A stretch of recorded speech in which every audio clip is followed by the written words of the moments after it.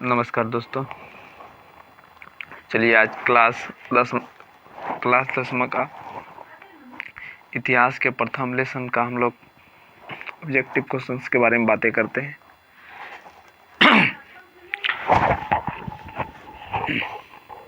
तो अगले वीडियो में हम लोग 25 क्वेश्चन का आंसर देख चुके थे। अब इससे 25 से आते हैं आगे 26 नंबर क्वेश्चन। 26 नंबर क्वेश्चन है कि पेरिस किस नदी के किनारे अवस्थित है। पेरिस किस नदी के किनारे अवस्थित है? इसका सही आंसर हो जाएगा सीन नदी के किनारे स्थित है। चलिए अगला क्वेश्चन है कि क्रीमिया का युद्ध कब हुआ था? तो याद रखिएगा, क्रीमिया का युद्ध जो हुआ था 1853 से 54 ईस्वी में हुआ था। आंसर हो जाएगा बी। चलिए नेक्स्ट अगला क्वेश्चन बात करते हैं। अगला क्वेश्चन है कि यूनान कब स्वतंत्र हुआ था? तो याद रखिएगा 1832 ईस्वी में हुआ था। चलिए नेक्स्ट अगला क्वेश्चन लेते हैं। अगला क्वेश्चन है यूनान की राजधानी कहाँ है? तो यूनान की राजधानी जो है वह है एथेंस में। यूनान की राजधानी कहाँ है? एथेंस में है।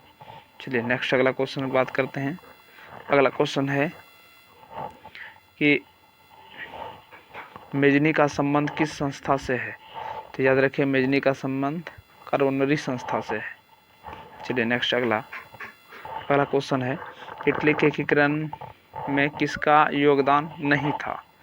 याद रखिएगा इटली के एकीकरण में मुसोलिनी का योगदान नहीं था। Answer C. चलिए नेक्स्ट क्वेश्चन अगला क्वेश्चन बात करते हैं। लुई फिलिप ने किसे प्रधानमंत्री के पद पर नियुक्त किया था? लुई फिलिप ने किसे प्रधानमंत्री के पद पर नियुक्त किया था? इसका राइट आंसर हो जाएगा गीजो को। नेक्स्ट अगला क्वेश्चन है मेजनी पेशे से क्या थे? तो मेजनी पेशे से एक नाविक थे। चलिए नेक्स्ट अगला कि हंगरी की राजधानी कहाँ है? अगला है हंगरी की राजधानी कहाँ है? इसका राइट आंसर होगा बुडापेस्ट। चलिए नेक्स्ट अगला क्वेश्चन है शेर मैसूर के नाम से किसे जाना जाता है? टीपू सुल्तान को जाना जाता है। आंसर सी हो जाएगा। चलिए नेक्स्ट क्वेश्चन मैसूर में स्वतंत्रता का प्रतीक एक वृक्ष बरगद वृक्ष किसने लगाया था? याद रखिएगा ये टीपू सुल्तान ने लगवाया था। किसने लगाया था? टीपू सुल्तान। आंसर हो जाएगा सी। चलिए नेक्स्ट अगला क्वेश्चन है एशिया का मरीज किसे कहा जाता है?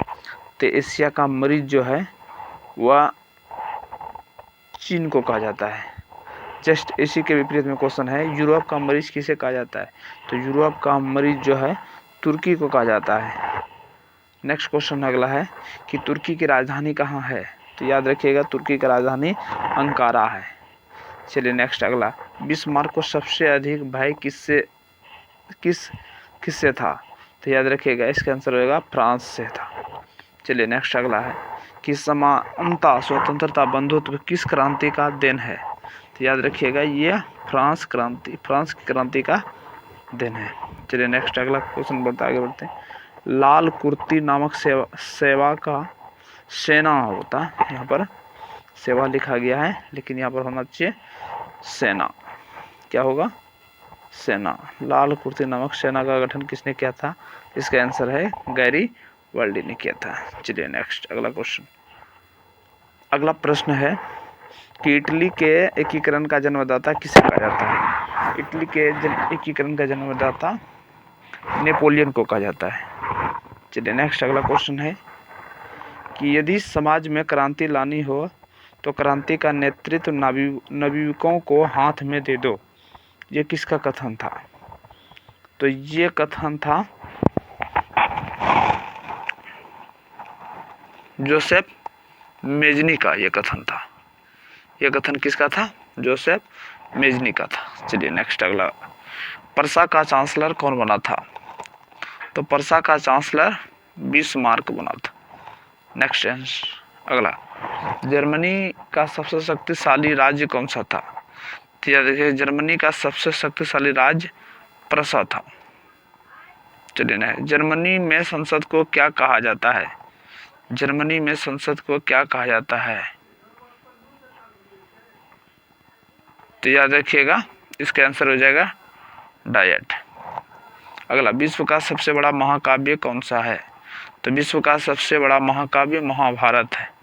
चलिए नेक्स्ट, सेडन का युद्ध कब हुआ था? तो सेडन का युद्ध जो है 1970 में हुआ था। चलिए 1870 में इसमें हुआ था, सॉरी।